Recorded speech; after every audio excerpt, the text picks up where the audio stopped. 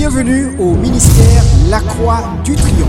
Allez partout dans le monde, faites de toutes les nations nées d'ici. Donc nous avons l'éternité, nous sommes libres. Et cette liberté-là, c'est pour célébrer l'homme de Galilée jour et nuit. Un vin nouveau dans des outres neuves. Un nouveau départ de gloire avec Jésus-Christ et ses enfants. Tous les dimanches de 13h à 15h et tous les jeudis de 17h à 19h. Adresse 40 Silliman Place, Bridgeport, Connecticut. Pour tout contact, 203 360 1623 ou le 203 507 34 13. Vous êtes invités à ne pas manquer. Quand il descend, oui, tout s'arrête. Il y a transfert entre ciel et terre. Au salé libiso, Yahweh t'abesoua, Kebo, Kebo Yahweh, Yahweh, Yahweh, Kebo Yahweh, Yahweh t'abesoua, Kebo.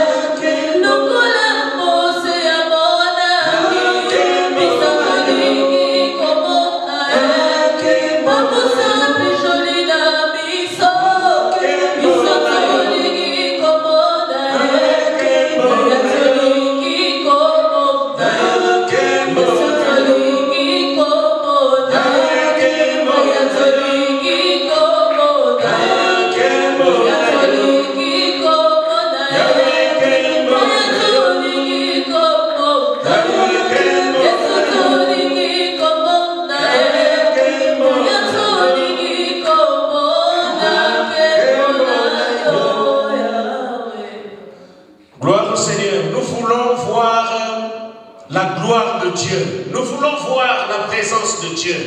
Nous voulons expérimenter la présence de Dieu ce soir dans cette salle. Car la parole de Dieu déclare que là où 2 ou 3 se sont assemblés à son nom, il est au milieu d'eux. Et nous croyons à cela. Bien-aimés, nous allons prier. Nous allons nous approcher vers le trône de la grâce. Et la Bible dit que tous qui ont péché sont privés de la gloire de Dieu.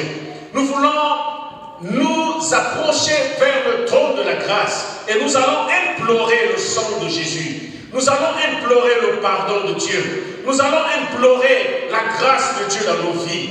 Bien-aimés, nous allons prier. Prions le Seigneur. Nous allons nous avancer vers le trône de la grâce en implorant le sang de Jésus dans nos vies. Élevons les voix et prions le Seigneur. Tu es notre Dieu, notre Père. Nous voici devant toi, Seigneur. Nous voulons nous approcher vers toi. Ta parole déclare que tous qui ont péché sont privés de ta gloire. Nous voulons expérimenter ta gloire ce soir. C'est pourquoi, Père, nous prions au Dieu que tu nous fasses grâce. Pardonne tous nos péchés, Seigneur. Merci parce que tu nous purifies. Merci pour le sang de Jésus qui inonde cette salle. Nous croyons à cela, Seigneur, car tu es fidèle à tes promesses. Gloire soit à Dieu. Les noms, au-dessus de tous les noms. Il a reçu le nom, au-dessus de tous les noms. Tout genou fléchira lorsqu'on parlera de l'agneau. Tout genou fléchira lorsqu'on parlera de l'agneau. Il a reçu le nom, au-dessus de tous les noms. Il a reçu le nom, au-dessus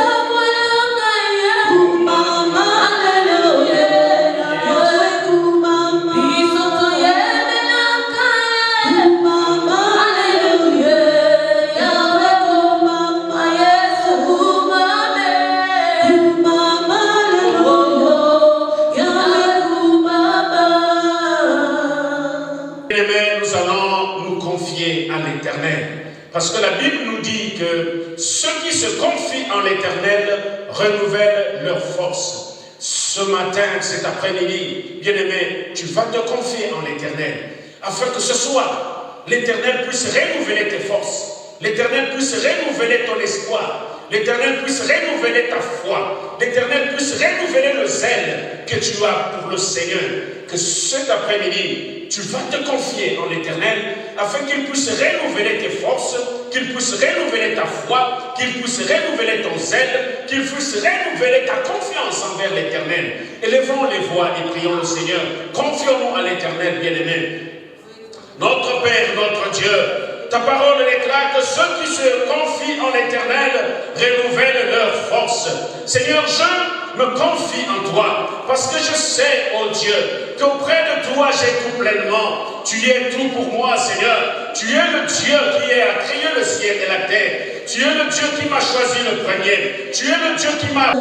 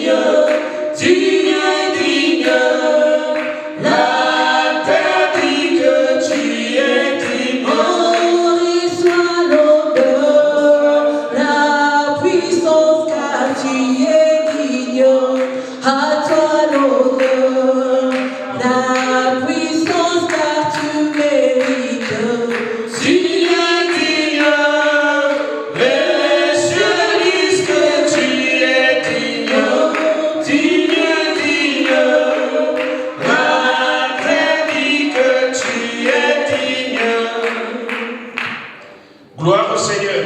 Amen.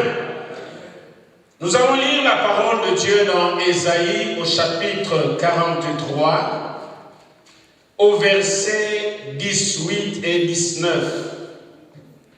La Bible dit ceci: ne pensez plus aux événements passés et ne considérez plus ce qui est ancien. Voici, je vais faire une chose nouvelle sur le point d'arriver. Ne la connaîtrez-vous pas? Je mettrai un chemin dans le désert et des fleuves dans la solitude. Amen. Bien-aimés, aujourd'hui c'est un jour différent, un jour nouveau. Comme la Bible le dit, qu'aujourd'hui c'est le jour que l'Éternel a fait. Et qu'il soit un sujet de joie, un sujet de gloire. Comme il nous dit que ne pensez plus aux événements passés, certainement quelque chose dans le passé vous a fait mal. Mais ne regardez plus les événements passés, regardez le devant. Regardez le chemin que l'Éternel est en train de faire pour lui, pour vous. Un chemin nouveau qu'il est en train de tracer pour moi. Un chemin nouveau qu'il est en train de tracer pour toi. Il a même dit que je veux faire un chemin dans le désert. Je mettrai un chemin dans le désert et des fleuves dans la solitude. Présenter ce ministère afin que tous nous sachions exactement qu'est-ce que nous allons faire, où est-ce que nous partons, quel chemin que nous prenons. Et l'avenir, la suite nous montrera exactement le chemin que nous sommes en train de prendre. Amen. Je bénis le Seigneur pour votre présence et je dis shalom à tout un chacun de nous cet après-midi. Amen. Pasteur Jaffé. Célébrer ce jour, le 1er décembre 2019, dans cet endroit, 40 Silman Bliss, Bridgeport, Canal Gate, USA. Amen. Nous venons prendre part à ce grand jour. Et en méditant toute la nuit, je me disais, quelle est notre vraie richesse dans ce monde? Et le Saint-Esprit par là que non, le passé n'est plus une richesse pour toi, et demain aussi ce n'est pas une richesse pour toi, mais ton vraie richesse, c'est le moment présent. Donc la vie, c'est le présent. Donc on ne peut pas vivre, tu ne peux pas vivre ta vie dans le passé, et tu ne peux pas aussi vivre ta vie dans le futur. Donc ces deux choses-là ne sont que les voleurs du temps. Amen. Alléluia. Donc tu ne peux pas vivre ta vie demain, tu ne peux pas vivre ta vie hier, et ta vraie vie c'est le présent. Donc si tu acceptes le moment présent et tu es en accord, tu es en communion avec le Seigneur, parce que son nom c'est Jésus. Alléluia. Ça fait 9 ans, 8 ans. En arrivant en Amérique, nous avons été accueillis dans une maison qui est derrière ici. Et j'étais là, mon soir là, et j'ai entendu la musique, et j'ai pris mes enfants, allons faire un tour, parce qu'il y a de la bonne musique. Et nous sommes arrivés dans cet endroit-là, c'était jeudi soir. Et nous sommes entrés. Et après des années, mon frère Jean aimait, que j'aime bien, lui aussi accepté. Et j'ai suivi la voix de l'Éternel qui m'avait dit que non, il faut d'abord que tu aies travaillé avec ton peuple, ta communauté. Et il était resté ici. Et plusieurs années passées, voilà, on est encore là. Alléluia. Gloire au Seigneur. Nous allons parler réellement, nous parlons réellement de l'Église, Et le thème qu'on avait choisi pour ce commencement, c'est les vins nouveaux dans les outre-mer.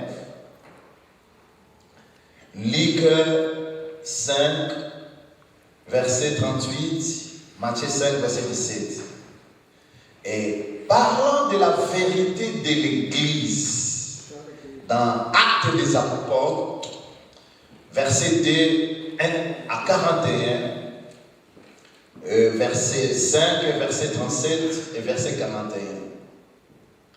L'Église a bel et bien commencé les jours de la Pentecôte. Amen. Il est important que nous puissions lire ça parce qu'on est filmé et ce sont des choses qui vont rester. Et dans 10 ans, ça sera de grands témoignages qui vont édifier des multitudes. Donc c'est pourquoi tout ce que tu fais, si tu le fais avec amour, sache-le que tu vas accueillir les fruits. Actes des apôtres, chapitre 2, je vais vraiment lire ça, de versets 1 à 41, mais on n'aura pas le temps de lire tous ces versets-là, mais je vais lire quelques versets qui sont capitaux pour parler de l'Église. Acte 2, verset 1 à 41. La Bible dit ceci. Les jours de la Pentecôte, ils étaient tous ensemble dans les mêmes lieux. Je lis le verset 5, le capital. Alors, il y avait en ces jours à Jérusalem des Juifs en pied de toutes les nations qui sont sous le ciel. Des Juifs pieds de toutes les nations qui sont sous le ciel. Au bruit qu'il y ait, la multitude accourut et il y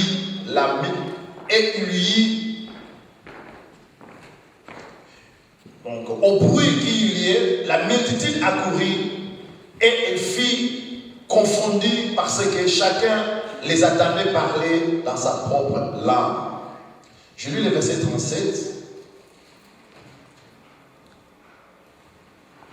Après avoir entendu ces discours, ils eurent les cœurs vivement touchés et ils dirent à Pierre et aux autres apôtres, « Hommes frères, que ferons-nous » Pierre leur dit, « Répentez-vous et que chacun de vous soit baptisé au nom du Seigneur Jésus-Christ. » Le verset 41 dit ceci, « Ceux qui acceptèrent sa parole furent baptisés et en ce jour-là, le nombre des disciples s'augmenta d'environ 3000 âmes. » Alléluia.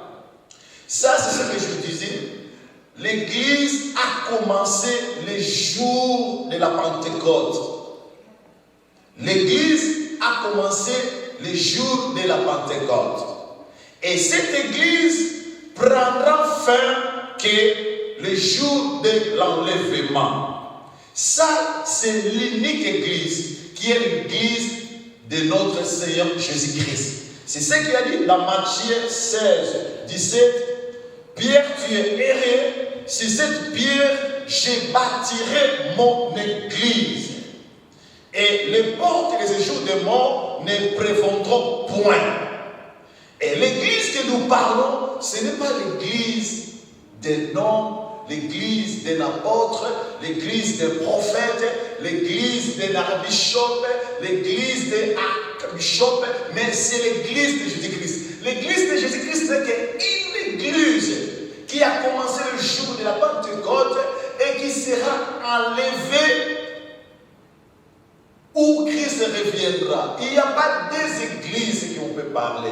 Donc personne ne peut prétendre commencer une église. Personne ne peut prétendre fermer une église. L'église, c'est Jésus-Christ qui est présent. Alléluia.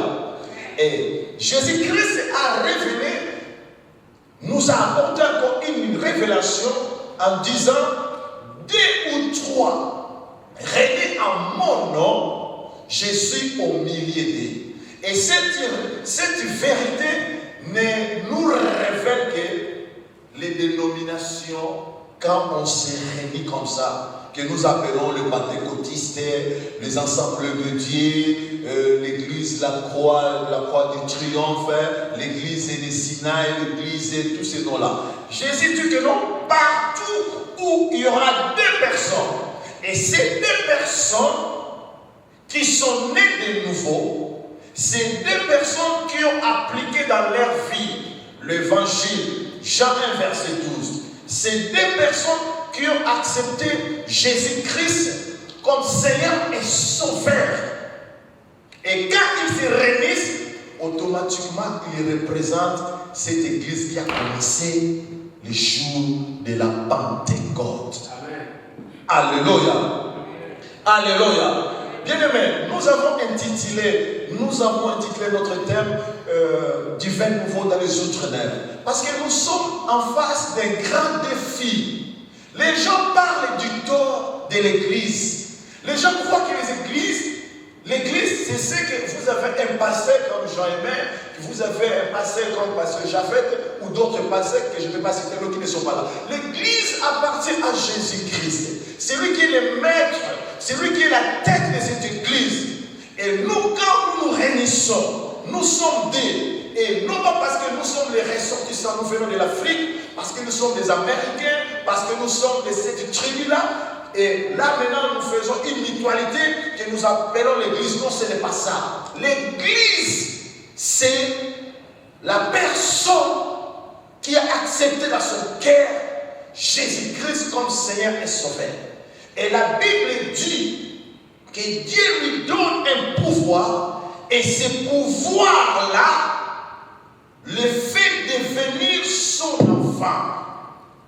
Et quand on devient enfant de Dieu, automatiquement on devient membre de l'église, qui signifie le corps de Jésus-Christ.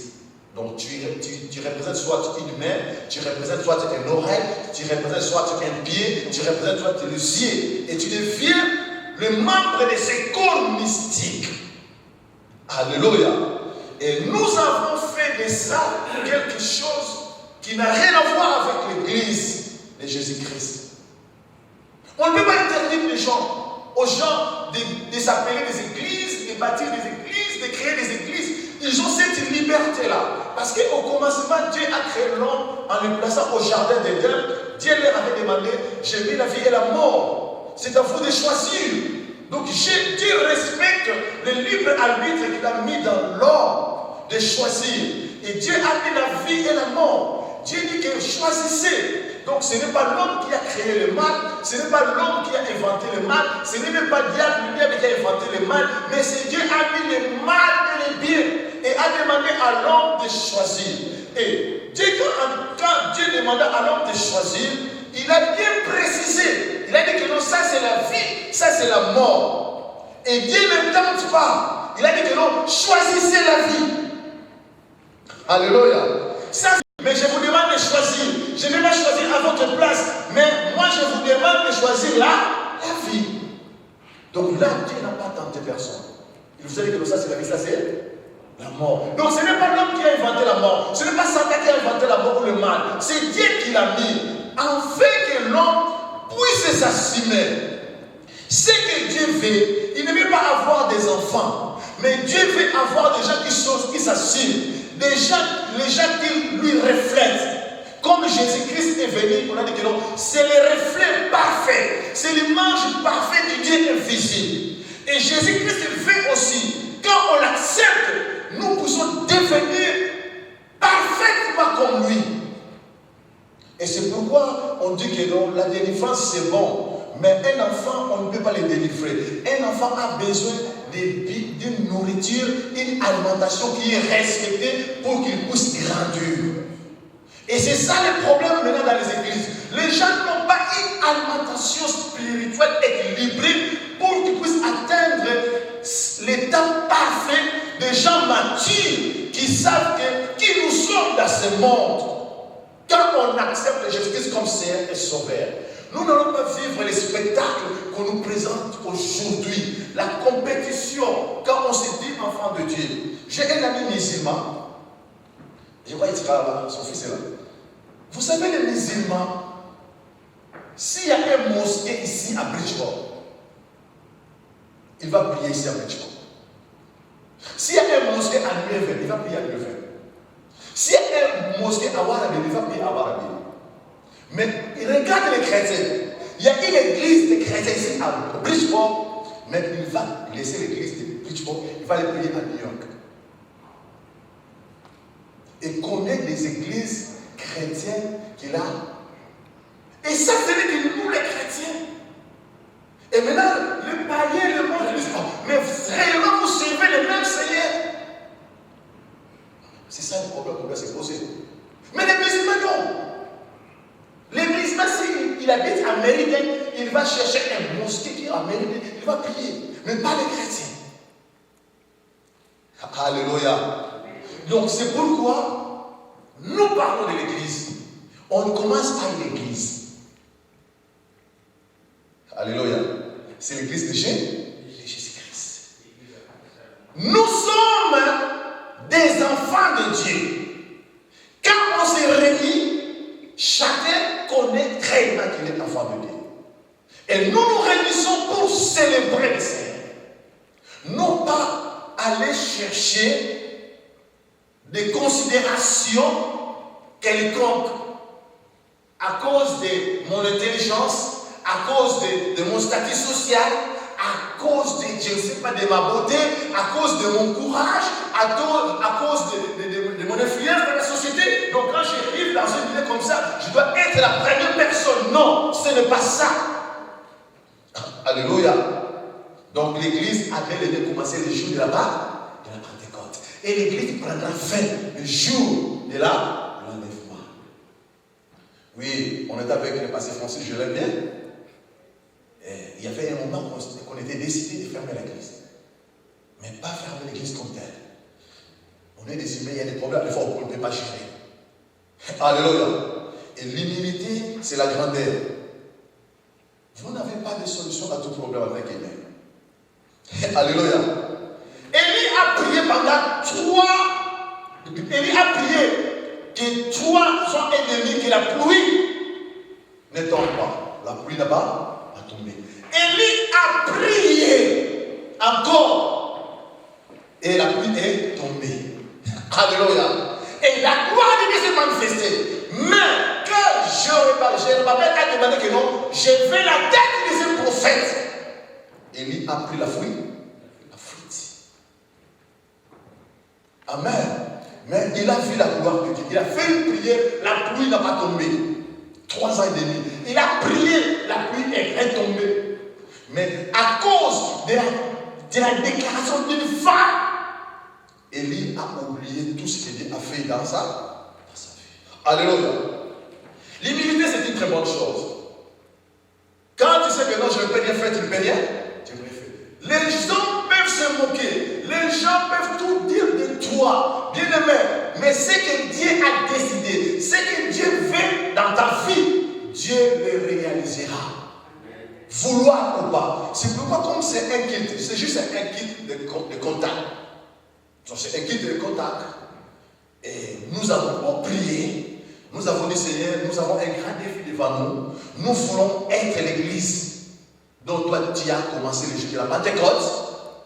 Et nous voulons être cette église que tu viendras enlever. C'est ce que nous voulons être. Nous ne voulons pas être autre chose. Nous ne voulons pas être les garçons de course de Jean. Je dis à mon frère Jean, je dis Jean, moi je ne vais plus travailler sous une autre personne. Parce que le salut est individuel. Que chacun se charge de sa croix. Alléluia. Je dis que non, j'accepte. Si je vais prier avec mon fils, avec ma fille, si je vais être même seul, Élie était seul, dans le torrent de Kérith, il priait, mais Dieu ne l'avait pas abandonné. Dieu envoyait un oiseau, un corbeau pour le nourrir. Alléluia. Dieu avait envoyé un corbeau, un animal, un oiseau pour aller secourir son serviteur. Si la chose que nous avons besoin à ce temps, c'est d'avoir une relation vivante avec ton Créateur. Non pas avec une église, non pas avec une personne, non pas avec ta femme, non pas avec ton mari, non pas avec ton ami, non pas avec ton pasteur. Mais la chose que nous avons besoin, c'est d'avoir une relation vivante avec le Seigneur. Parce que c'est lui qui est le décideur, c'est lui qui est le dernier mot. Alléluia. Donc j'ai voulu que nous... Ah non, ils ont commencé une nouvelle église. Non, on n'a pas commencé une nouvelle église. Nous sommes les enfants de Dieu. Il y a des enfants de Dieu qui sont blessés par-ci, par-là. Il y a des vrais enfants de Dieu qui ont soif de vivre une relation saine avec le Seigneur. Alléluia. Alléluia. Si vous êtes avec moi, vous pouvez me soulever. Alléluia. Donc, c'est temps, nous avons besoin de créer des climats, des atmosphères pour favoriser que les gens puissent avoir une bonne relation, une bonne communion avec leur Dieu. Amen. Donc j'ai bien précisé, j'ai souligné, il n'y a pas un faiseur des églises. En passant, on n'est pas de faiseur des églises. Chacun va poser sa pierre. Que chacun puisse poser sa pierre selon le modèle que Dieu nous a donné. Et notre modèle, c'est Jésus-Christ. Donc, faire partie de l'église, ce n'est pas l'intelligence, ce n'est pas la beauté, ce n'est pas l'éloquence, ce n'est pas l'influence, ce n'est pas une histoire de tendance ethnique, tribale, nationale, des influences, quoi que ce soit. Faire partie d'une église, c'est à partir de Jean 1, verset 12. Donc vous devez recevoir Jésus-Christ comme Seigneur et Sauveur. Donc il n'y a pas de débat à tout ce qui concerne les faiseurs, les archbishops, les visionnaires des églises. Et souvent quand vous avez commencé d'une cette façon, sachez que vous allez tourner en rond. Et la question on peut se poser maintenant, quelle est cette église de Jésus-Christ? L'église qui avait commencé le jour de la Pentecôte. Et maintenant, est-ce que cette église est toujours réelle? Soit quel est l'état de cette église qui a commencé le jour de la Pentecôte à ce jour? Quel est son état? Comment est-ce qu'on peut l'identifier? Et là, nous allons lire l'apôtre Paul. Des Thessaloniciens 2, 1 à 2. Ça, c'est un verset que j'aime beaucoup lire.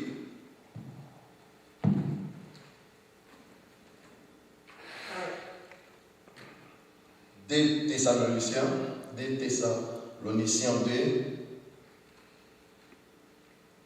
verset 1 à 12. Donc, c'est juste un kit de contact. Il y a des noms bien-aimés qui ont eu peur d'ici non, qui sont en train d'appeler, mais nous, c'était notre fidélité à Dieu de poser cette pierre, de marquer ce temps, d'être les pionniers pour ce nouveau départ, ce nouveau commencement de gloire de Dieu et ses enfants. Et nous bénissons ta présence et de ce choix que tu as voulu pour être là. Et je crois que tu vas rester dans l'histoire de grandes choses que le Seigneur fera parmi nous. Et parce qu'aujourd'hui, hier, on disait que les paroles s'envolaient, mais aujourd'hui, les paroles ne s'envolent plus. Parce que les images sont là. Alléluia. Donc, nous avons les images qui vont rester et on saura parler et voir comment ce jour-là a été. Et vous avez fait un bon choix et je crois que vous êtes les héros que le Seigneur préfère. Que Dieu soit loué, nous sommes vraiment une grande famille. Quand Rebecca était enceinte, ses enfants bougeaient dans son ventre et Dieu lui a dit, ce ne sont pas deux enfants, mais ce sont des nations qui sont là. Et nous aussi, quand nous regardons, on n'est pas ce nombre, nous sommes des multitudes qui sont là. Alléluia. J'ai lu des Thessaloniciens, verset 2. Pour ce qui concerne l'avènement de notre Seigneur Jésus-Christ et notre réunion avec lui, nous vous prions, frères, de ne pas vous laisser facilement ébranler dans votre bon sens et de ne pas vous laisser troubler, soit par quelque inspiration, soit par quelques paroles, ou par quelques lettres qu'on dirait venir de nous, comme si le jour du Seigneur était déjà là. Verset 3. Que personne ne vous séduise d'aucune manière, car il faut que l'apostasie soit arrivée auparavant et qu'on ait vu paraître l'homme du péché, le fils de la perdition. L'adversaire qu'on appelle Dieu, ou de ceux qu'on adore, jusqu'à s'asseoir dans les temples de Dieu. C'est proclamant lui-même Dieu. Ne vous souvenez-vous pas que je vous disais ces choses lorsque j'étais encore chez vous? Et maintenant, vous savez ce qui le retient, afin qu'il ne paraisse qu'en son temps. Car le mystère de l'iniquité agit déjà. Il faut seulement que celui qui le retient encore ait disparu. Et alors paraîtra l'impieux que le Seigneur Jésus-Christ détruira par le souffle de sa bouche et qu'il anéantira par l'éclat de son avènement. L'apparition de cet impie se fera par la puissance de Satan, avec toutes sortes de miracles, des signes et des prodiges mensongers, et avec toutes les séductions de l'iniquité pour ceux qui périssent, parce qu'ils n'ont pas reçu l'amour de la vérité pour être sauvés. Aussi, Dieu leur envoie une puissance d'égarement pour qu'ils croient au mensonge. Amen. Amen. Et ça, c'est l'apôtre Paul qui nous présente un tableau, nous révéler l'église de la Pentecôte. Ce train de la Pentecôte, il y a dans les temps, qu'est-ce qui se passera? Alléluia. L'apôtre Paul n'était pas à cette époque, mais l'apôtre Paul, c'était quelqu'un qui était connecté avec Jésus-Christ, qui est Jésus, qui connaît le passé, présent et futur. Et l'apôtre Paul, je crois, c'est par les rêves qu'il a vécu ces moments. Il a dit, l'église de Dieu, qui a pris naissance le jour de la Pentecôte, il y aura un moment où les choses vont commencer à se passer, non comme ce que nous avons vécu le jour de la Pentecôte, non comme ce que Dieu fait, mais ça sera des moments terribles. L'église sera défigurée. Et Satan est en œuvre. Satan a ouvert toutes ses réserves pour ce temps. L'apôtre Paul présente que non, l'impie va aller jusqu'à s'asseoir au temple. Aujourd'hui, on bénit les homosexuels dans l'église. Aujourd'hui, on voit, il y a une vidéo qu'on nous a envoyée là, un pasteur qui est en train de chicoter ses brebis parce qu'ils n'ont pas payé la dîme. Bien aimé, on voit toutes ces choses. On voit la célébrité. Les gens servent les Seigneur parce que par motif de d'être célèbre. Il y a des pasteurs prématurés, des ministères prématurés. La personne ne connaît même pas la Bible. Il ne connaît même pas le contexte de la Bible. Soit c'est son intelligence, mais il se proclame pasteur. Et il y a des choses qui se passent à ce temps de la fin. La Bible dit qu'il y a une séduction imaginable.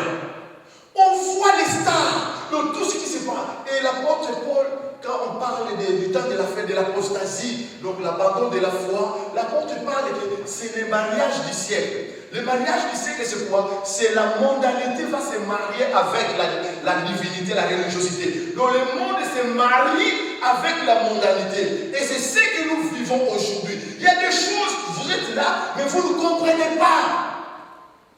Est-ce que ça c'est Dieu ou ce n'est pas Dieu? Tout le monde dit que ah non, ça c'est trop, ah ça c'est trop. Mais la vérité, ces gens-là ne veulent pas rester à la maison. Ces gens-là ont soif d'un vrai Dieu. Alléluia. Amen. Les gens ont soif. Parce qu'en tant qu'ils mangent de Dieu, en tant qu'émanant de lui, en tant que venant de lui, nous avons en nous le feedback qui fait qu'on a besoin de Dieu. On ne peut pas vivre sans Dieu. Et on est aveuglé. Partout on est là. Vous devez être délivré. On doit vous laver. On doit vous purifier. Tout cela, on le vit. Alléluia. Oh, si tous nos pauvres sœurs, nos pauvres mamans, ce sont les domaines réservés de tous ces loups-là.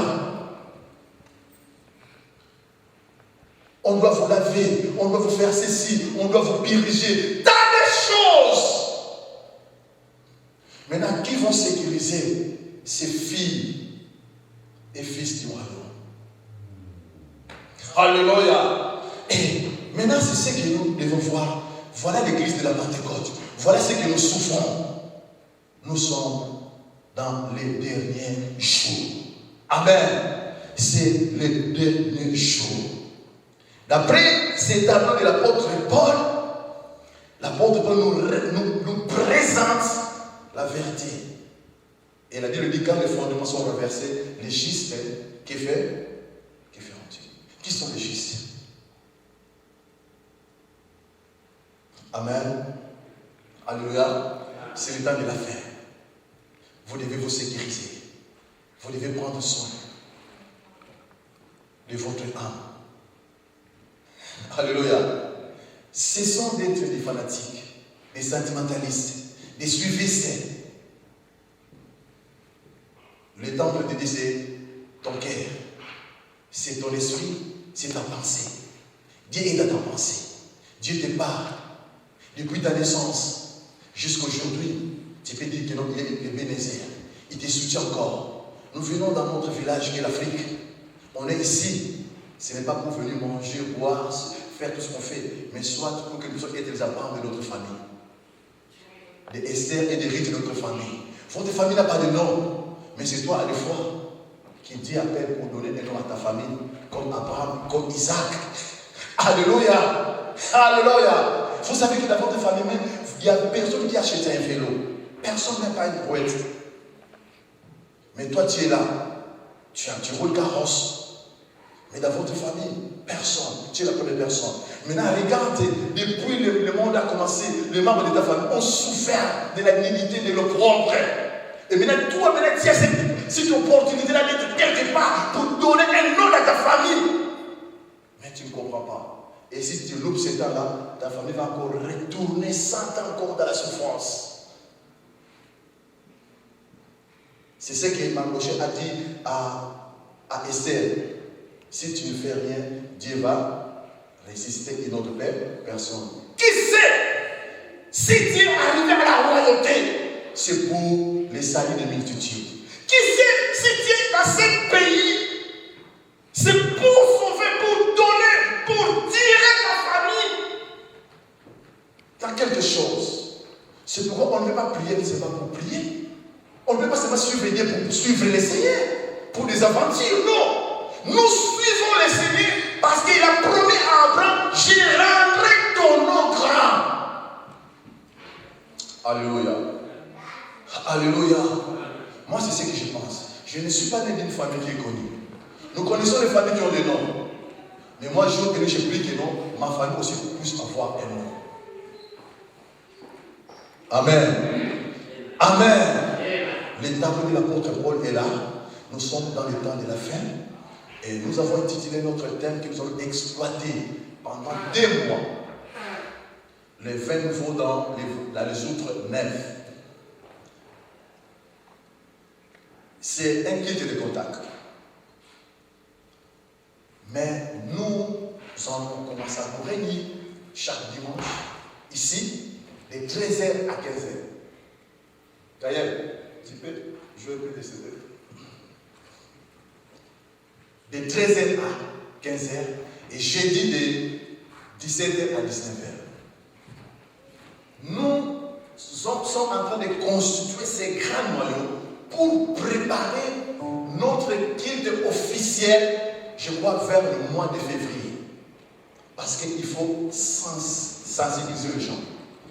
Il faut renouveler, encourager les gens qui ont eu des problèmes.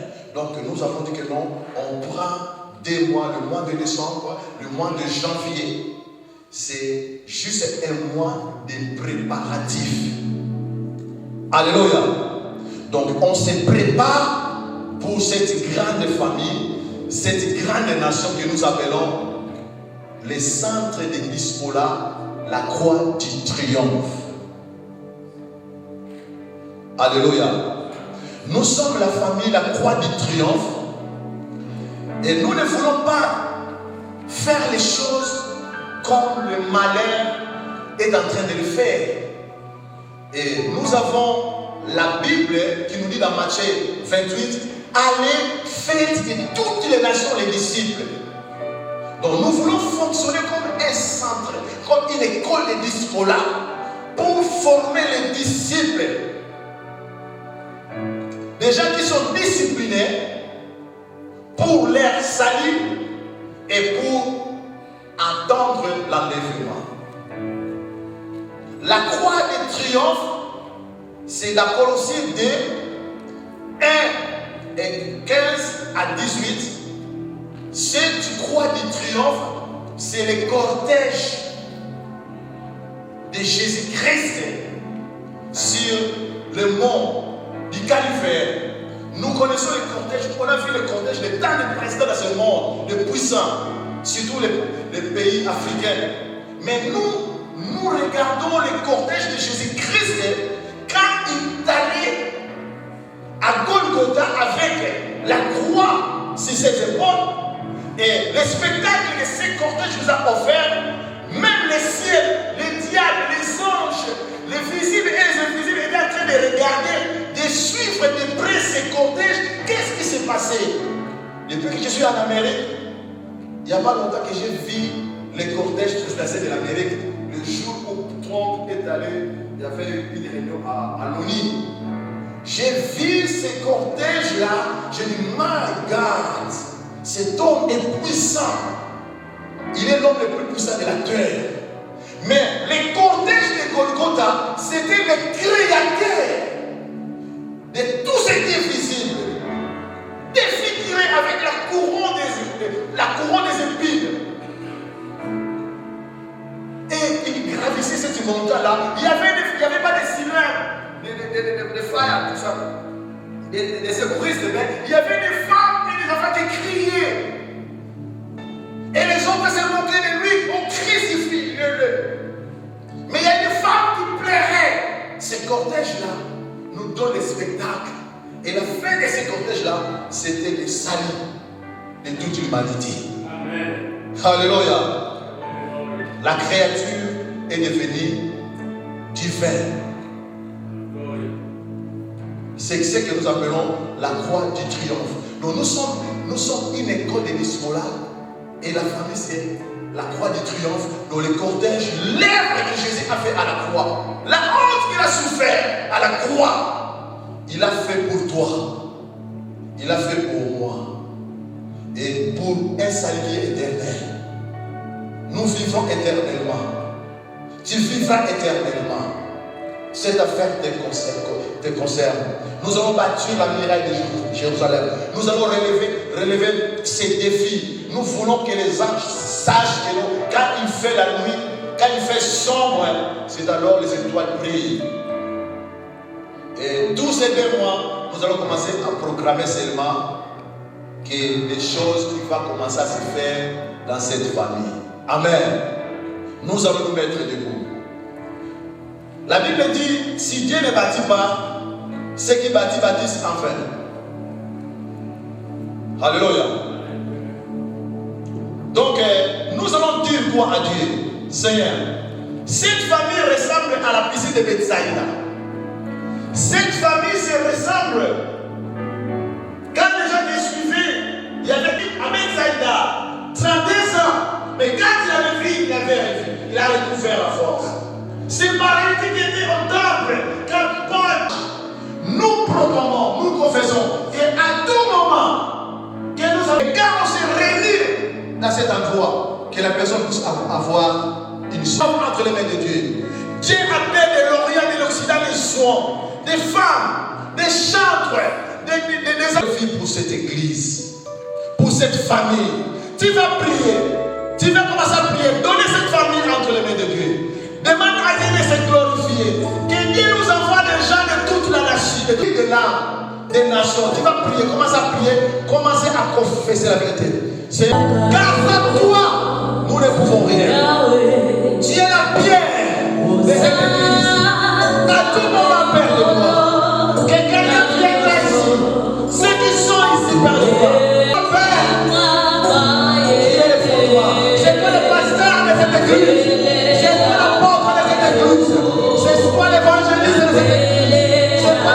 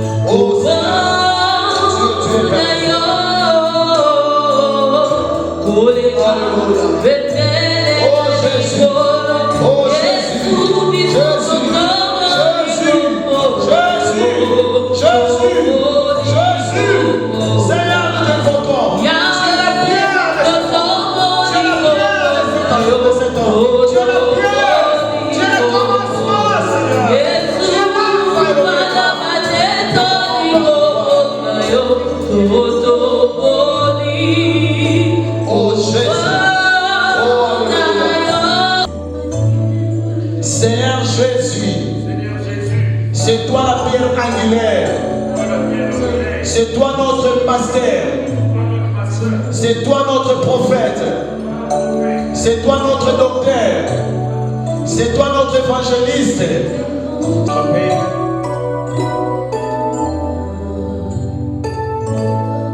Nous bénissons l'Éternel, notre Dieu, notre Père, qui a permis que ce soir nous soyons aujourd'hui dans ce culte de lancement.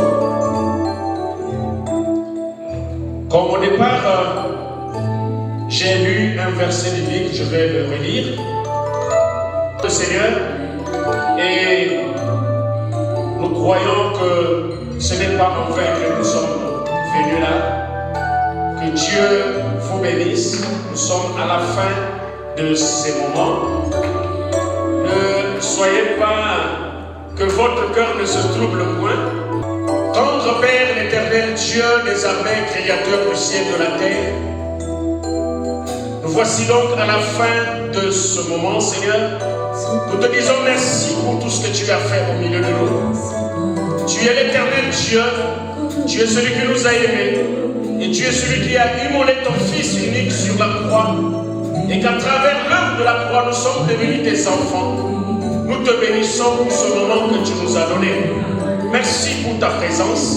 Merci pour tout. Laisse que ton nom soit glorifié. Seigneur, nous voulons recommander tout un chacun de nous entre tes mains, afin que, de la même manière que nous sommes venus en bonne santé, Seigneur, que nous repartons dans nos maisons en bonne santé.